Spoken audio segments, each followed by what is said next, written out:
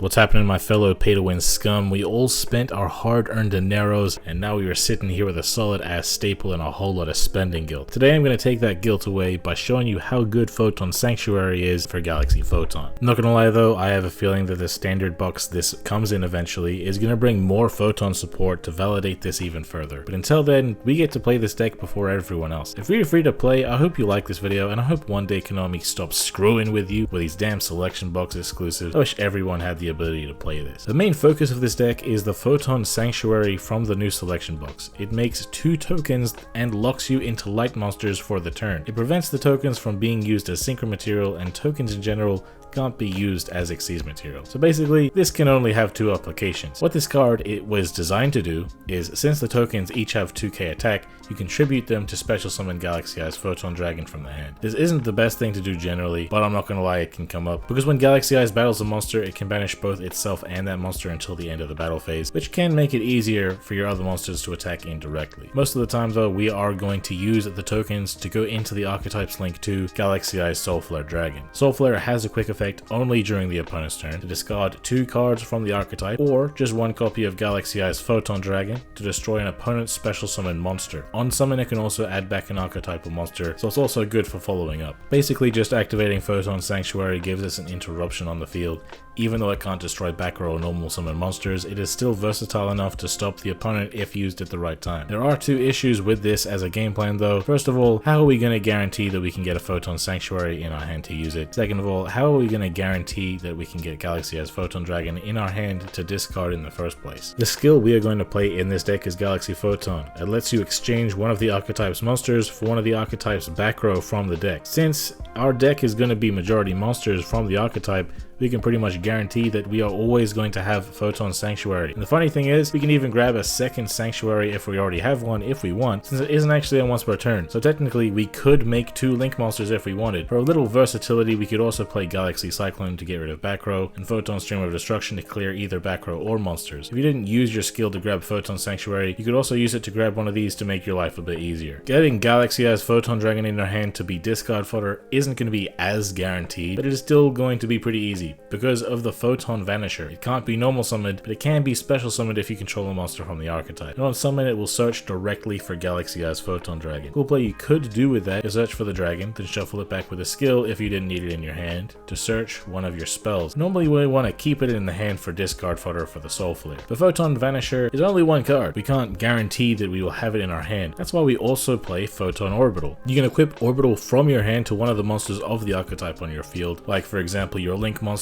It gives that monster 500 attack and it can send itself from field to grave while equipped to search any monster from the archetype. For example, Photon Vanisher, but it could really search for anything you need. The thing is, this deck's game plan of setting up the Soul Flare interruption is good, but it isn't good enough by itself. These days, only putting up 1 interruption really isn't going to be strong enough. Most decks worth their salt can play through 1 interruption. You really need some bonus survivability or some more interruptions. Thankfully, Paptrix figured out how to patch up this weakness. Please go subscribe to him if you haven't already. He always has spicy ideas like the one I'm about to talk about. This deck can go about everything that it does without actually needing to normal summon, as everything either special summons something for free or special summons itself if you control something else from the archetype. That means our normal summon can be taken advantage of, and in this deck the way that we can take advantage of that is with Photon Satellite. It's a level 1, and since it's a photon we could search it with Photon Orbital, and it can target another photon you control, and both the satellite and that monster's level become their combined levels. All the photons we're going to be playing will be level 4, so 4 plus 1 equals 5. You're going to have 2 level 5s that you can use to go into your second interruption, Chronomaly Vimana. Vimana negates a monster effect by detaching 2 materials, but it can also equip Xyz to it from the grave as materials, so if you have any other Xyz in the grave, you'll be able to gradually refuel this guy's ability to negate. But a lot of the time, the 1 negate used at the right time is going to be enough to put you ahead, alongside the Soul Flare destroying a monster. Something that's kind of cool is that if your opponent has a monster that can negate things, we want to get rid of it, we could use the Soul Flare to try to destroy it, and when they try to negate that, we can negate that negate. Because of all the searching in the deck, chances are we're going to be able to get our 2 interruptions out the majority of the time. The rest of the cards we play are extenders to help us set up this field as consistently as possible. 1 copy of Thrasher, because it summons itself if you control no monsters, and you can search for it with Reinforcement of the Army. It's only ever going to be good at the start of the duel though. 2 copies of Photon Advancer simply special summons itself if you have another copy of the archetype on the field, and you could play 3 of this if you don't want to play any Thrashers. Our extra deck pretty much only has light monsters in it because the skill says you can only have light monsters and number monsters in your extra deck, and Sanctuary prevents us from summoning summoning anything that isn't light the same turn we use it. And the only card that isn't a light in this extra deck is Malevolent Sin, because on a follow-up turn we could use this to finish clearing up the board so we can go in for game. Other than that though, the only real mandatory cards in here are the 2 Soulflare Dragon. The second one is important for the grind game, and the 2 Vimana for the long game as well. But there are a decent amount of light rank 4s you could play. I have Star Liege Lord Galaxion, which can detach 2 materials to summon Photon Dragon from the deck, or 1 material to summon it from the hand. You might personally like to do this if you have a Photon Stream of Destruction, because while Photon Dragon is on the field, it becomes usable on the opponent's turn. I also have Star Liege Paladynamo because it can help you play through interruptions, because it can detach 2 materials to negate a monster and reduce it to 0. Their monster is either going to be nerfed, or they're going to have to negate this, instead of negating something else. It also draws a card if it is destroyed, so it's even better for if it gets negated and destroyed, giving you another card to play with. Evil Swarm Exciter Knight in here as well, because we might as well. It is a light rank 4, but don't expect to summon it that much. Having it available though is nice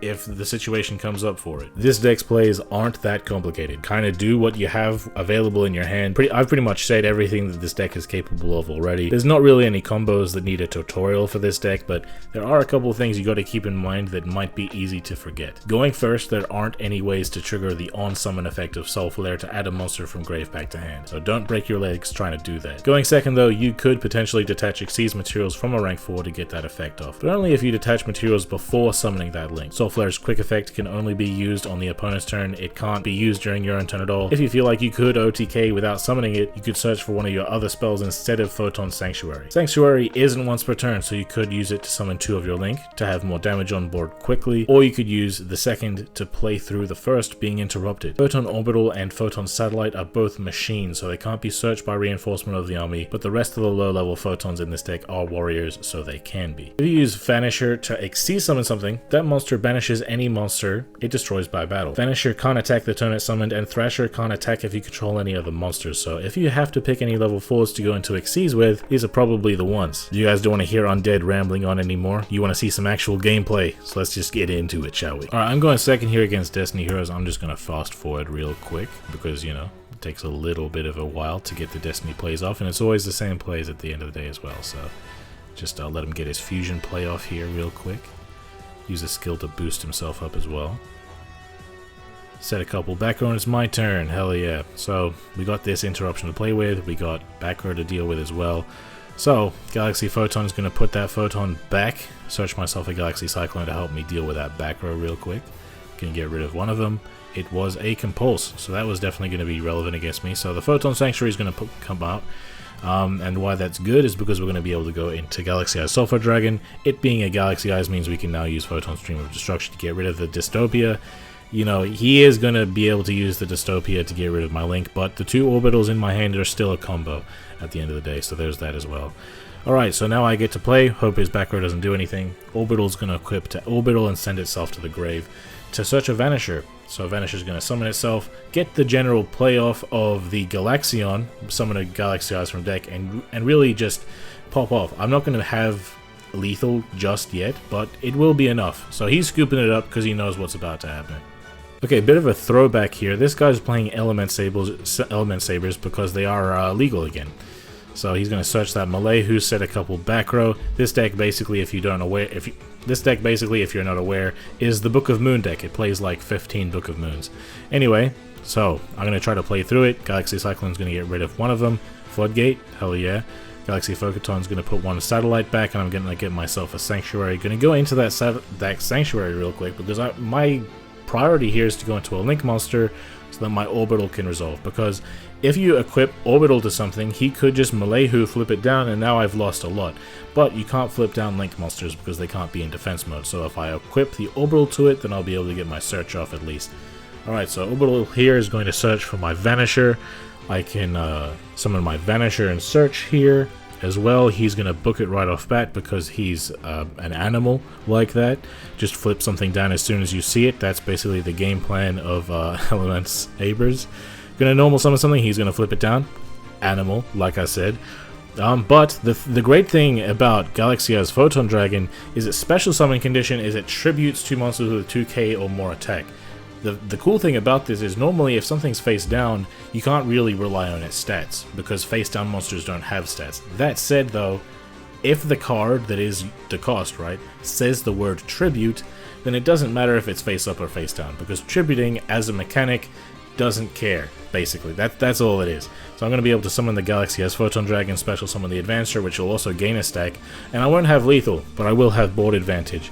And if I had kept the Soulflare Dragon in the hand, it wouldn't really have mattered, because this deck only normal summons, so I wouldn't have been able to use the Soulflare to destroy anything anyway.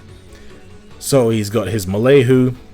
Got to keep in mind that the elemental field spell does prevent him from having a battle phase the turn after he uses it.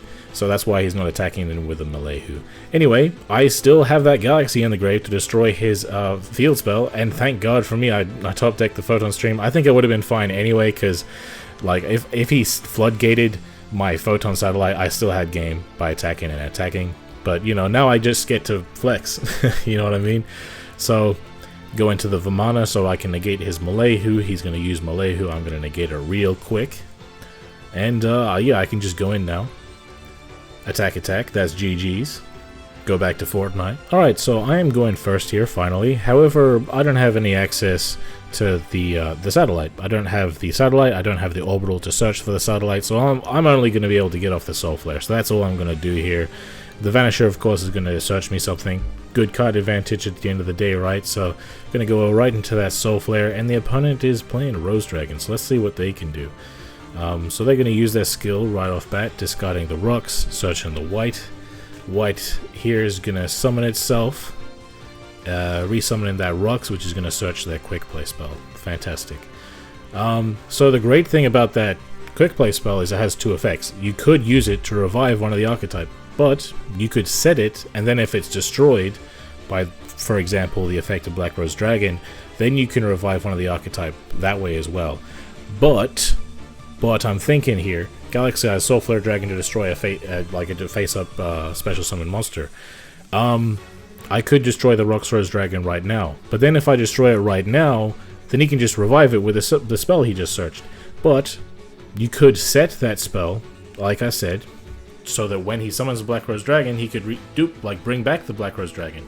So his whole thing is, he could either Black Rose and then have nothing left, right? Or he could set it and be able to attack me. He might be greedy, so I toggle on here. Then, as soon as he sets it, I know what he's doing. He sets his card, I know he set that quick play, I know he's about to Black Rose. So now I destroy the Rox Rose, knowing that he doesn't have the quick play anymore because he set it. He could have had another one in hand, but I was willing to take that gamble. Alright, but now I just basically have everything now. I'm going to get myself a Photon Stream of Destruction here. I got all these special summons. My goodness. Vanish is going to search me that Galaxy Eyes I just shuffled back. Then I can go into a Galaxion here, summon the Galaxy Eyes from the hand as well.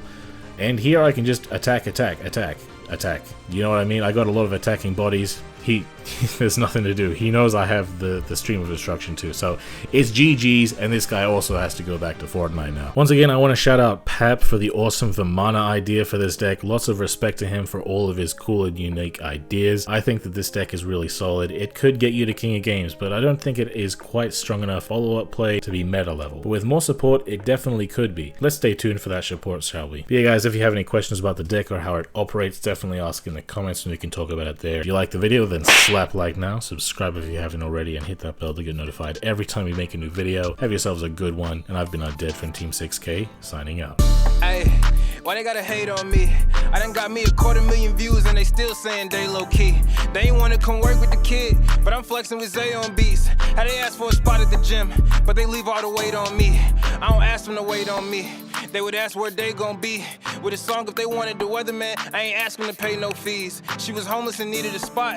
I ain't ask her to pay no lease. I ain't ask her to say no please. I ain't ask her to make no cheese. Scream fake, but it ain't on me. Got clean, so it ain't no streets. Why green if it ain't no keeps? Brought cream, so it ain't no beef. My team say it ain't no chief. My demon, they hang on me. They seemingly ain't no peace. I seen him, he ain't no beast.